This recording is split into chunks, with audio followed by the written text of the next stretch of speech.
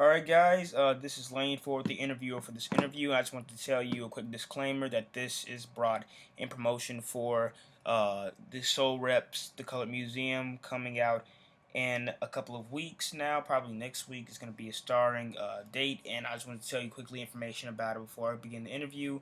August 5th through 7th and August 12th through 14th is when they're showing the play to the general public, and they will be mostly at the times 3 o'clock p.m. to or 8 o'clock p.m. on both all of these Showtime dates. It's written by George C. Wolfe and it's directed by D. Smith and Renee Jones.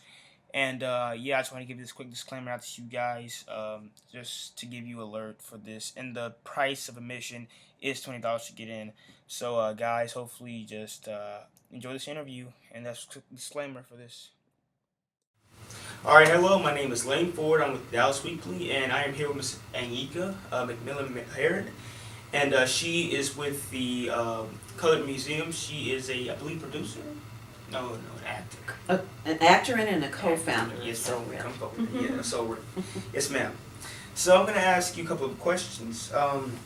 What inspired you to get involved with theater originally? Like, Oh, yes. Well, I was one of those little girls who would put on plays in her backyard and loved to write and was always creative, always performing in some way as a child. I saw a play, it was A Raisin in the Sun, at the Dallas Theater Center. I think I might have been 11 years old, and sat in the audience and decided right then and there, I sure would love to do this for a living. So it's something that's always been in me. Always, it's just natural to me, and I think it's a great platform. I went to Booker T. Washington High School for the Performing and Visual Arts, and pursued theater in college as well, in graduate school, and came home and met up with old former classmates, and we all agreed we needed to start a theater company, and it's just been a dream come true, and something that's very important to us. yeah. Okay, so what do you think that theater's place is in society, and how does it, or how could it affect society? Well, if you look at it from a historical perspective, when we learn about theater here in America, we learn about the Western origin of theater, which goes back to Greece. But prior to Greece, they came to Africa to learn things. So you can look at Egypt, you can look at West Africa. Theater really grew out of most cultures in the world, whether you're indigenous cultures, African cultures, Native American cultures, or even Asian cultures, out of a need of ritual and preserving one's history, telling stories, but a lot of it is ritual. And I think it's just something that's natural in humans to be able to perform and share, and you're sharing ideas, you're celebrating births, you are mourning deaths. That is the role of theater from a human perspective to me. It's to educate and to inspire and to, as Gwina mentioned in her interview, to bring about a catharsis and healing for human beings.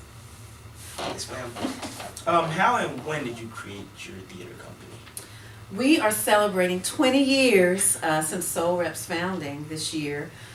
We were 25, 26 years old, and were bold enough to chart our own course in the arts here in Dallas. We took a break, a 10-year break, to raise children and have families and do other things, and we came back 3 years ago. So this year, 2016-17, is our 20th anniversary since our founding and our 10th season production of plays. So it's our 10-20 season for Soul Rep Theater Company. Wow, it's amazing. What is your overall vision for your theater company? Has it reached this point where you wanted it to go, or do you want it to go further? Oh, we think big.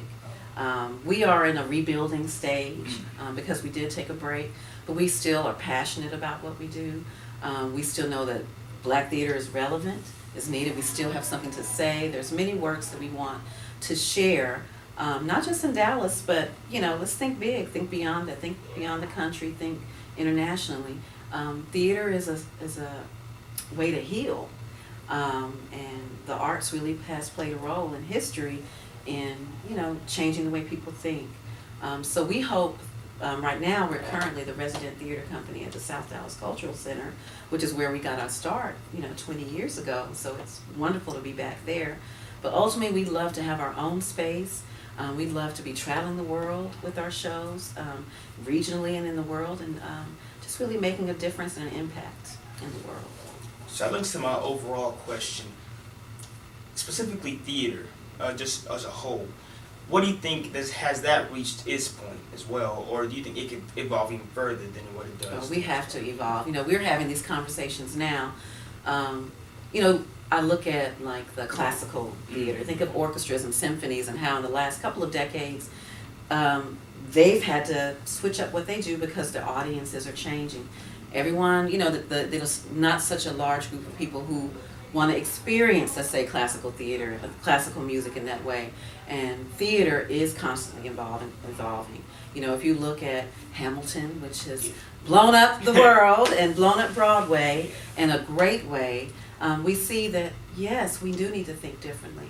And so we're having those conversations too. With the Color Museum that we're presenting, we're looking at that and presenting that through a different lens and really creating a wonderful experience for our audience. But what are other ways that we can let all people know? Theater shouldn't just be for the middle class or just the cultured and the educated. Theater is for people. So we are facing those challenges, and we are looking at ways to make sure everybody knows that they are welcome and can experience theater. And we're even open to maybe you don't just come to a theater and sit down and watch a show. Maybe we need to bring the show to the people. Yes. So we do have to think big and be bold and be open to the craft not being performed in just a box somewhere, but for the masses. And we have to get it to them however we can get it. Yes, ma'am. Well, thank you for your time. Oh, you're welcome, Lane. Thank you. My name is Lane for the Dallas Weekly. This is Anyika McMillan Herod, and she is an actor and the co-founder of the Soul Rep. She also has a play in Dallas, the Color Museum. Go check it out. And guys, thank you for